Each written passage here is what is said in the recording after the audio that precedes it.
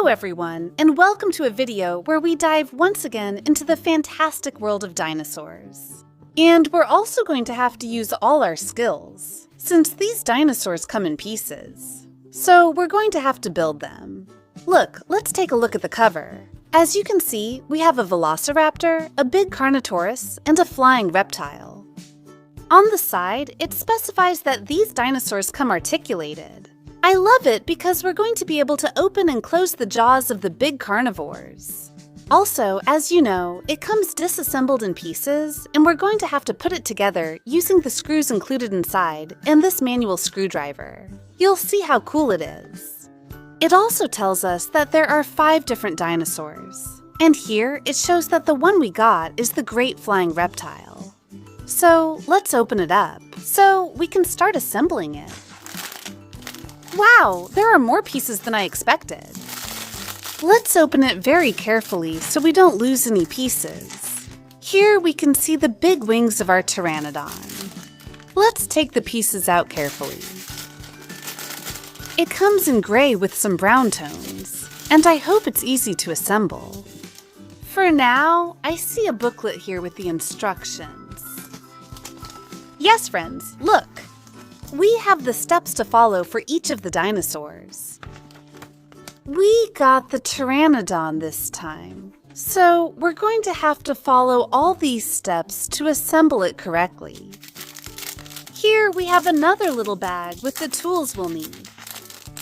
These are screws, which I like because even though they're made of plastic, they come in a metallic color. And we also have this screwdriver, or a manual screwdriver, with a star-shaped tip.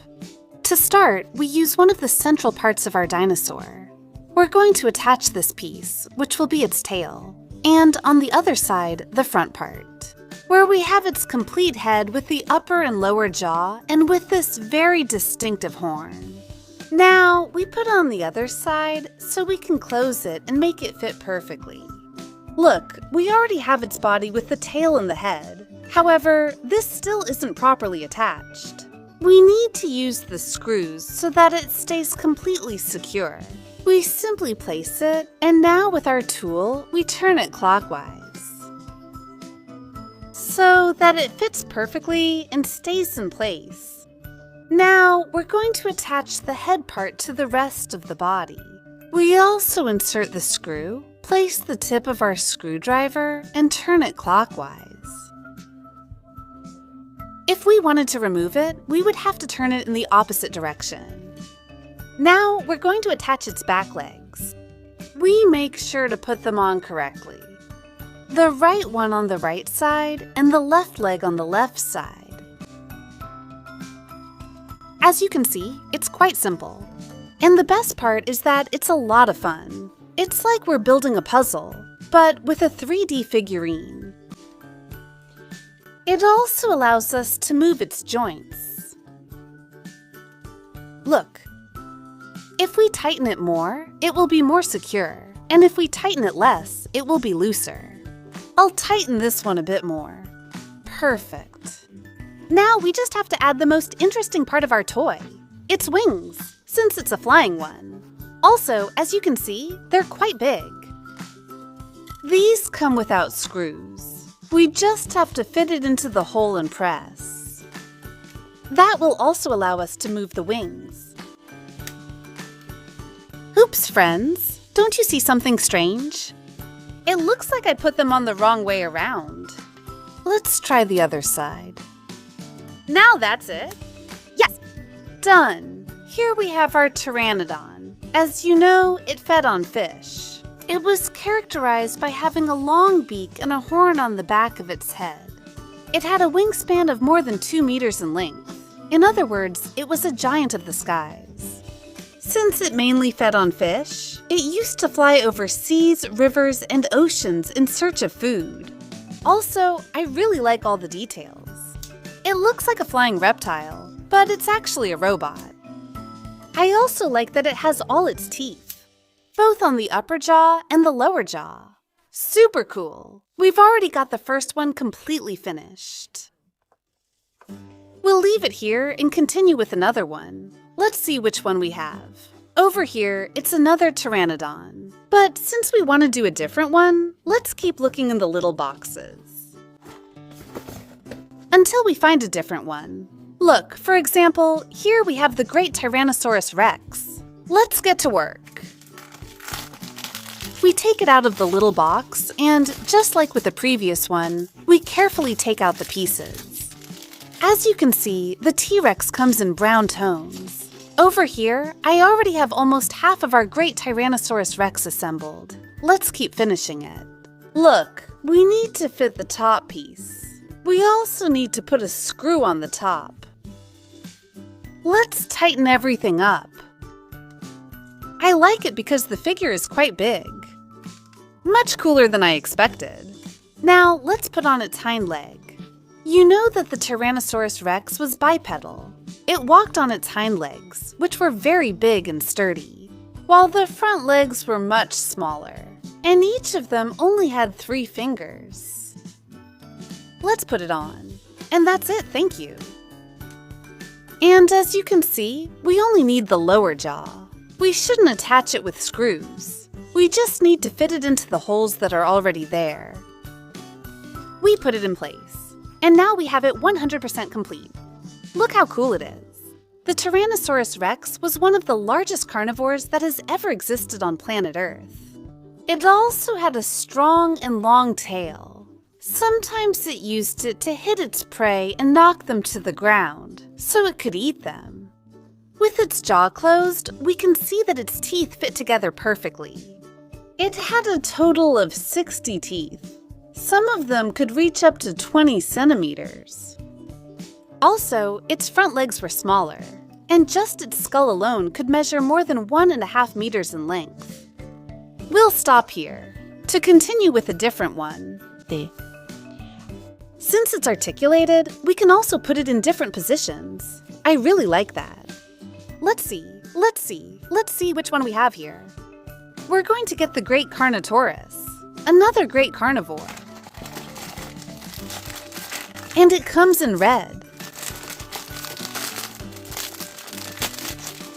And here we have our great Carnotaurus. Let's continue with the assembly. Just like with the T-Rex, we place this piece on top, and we're going to secure it with one of the screws. We put it in place, and we turn it clockwise. As you know, the Carnotaurus is characterized by the 2 horns it had on the top of its head. According to experts, the horns were not very big.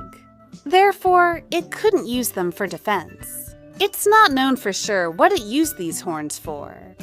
In addition, it could reach a length of about 10 meters. Now we place its hind legs. As you can see, it was a bipedal dinosaur. In addition, its jaw was also impressively large. Its head was so big that it had a distinctive feature, and that's because the Carnotaurus had the sides of its skull flattened. This was to lighten the weight of its head. Now, let's put in the last piece, which is the lower jaw. As you can see, the Carnotaurus had a very distinctive jaw shape. An interesting fact is that even when it closed its mouth, the teeth of the upper jaw were always exposed. Super cool! It could easily face the great Tyrannosaurus Rex. Here's another one. Now we have 3 great carnivores. We have the Tyrannosaurus Rex, the Carnotaurus, and the Pteranodon, a flying reptile that was also a carnivore. Let's see which one we get now. Let's see. Well, we have our first herbivore, the only one among all of these. It's the great Triceratops, a famous dinosaur known for horns on its head. Let's take it out. And as you can see, it comes almost entirely in dark brown. We already have half of our Triceratops assembled here. Let's put on the top part. As you can see, it was a pretty big and robust dinosaur. It could reach about 9 meters in length from the tip of its beak to the end of its tail. We put on the upper part, and now it's time to attach its legs. As you can see, it was a quadrupedal dinosaur. We need to place the larger legs at the back. Since it had larger hind legs, It could often shift all its weight onto its hind legs to climb up tree trunks and look for food, such as leaves from the trees. Now, let's put on the front legs. Also, Triceratops had a strong beak at the tip of its mouth. Look, here we can see it. It was something characteristic of herbivorous dinosaurs. Do you know what they used it for? So they could dig in the ground in search of food, like roots for example. And look, now we have it perfectly assembled. I like it because we can also turn its head from side to side. However, its mouth is not articulated, unlike the carnivores we saw earlier. It also had a long tail. The horns on the top could reach 1 meter in length, and obviously it used them defensively, meaning to protect itself from predators that tried to attack it. It lived during the Cretaceous period, more than 65 million years ago. And let's take a look at the last dinosaur we still have left to see. It's another carnivore. It's the great Velociraptor. Velociraptors were carnivorous dinosaurs that weren't very big. They could reach about 2 meters in length from their mouth to the tip of their tail. Also, they were quite slim, which allowed them to run at high speeds. Even though they weren't very big, they were able to catch large prey.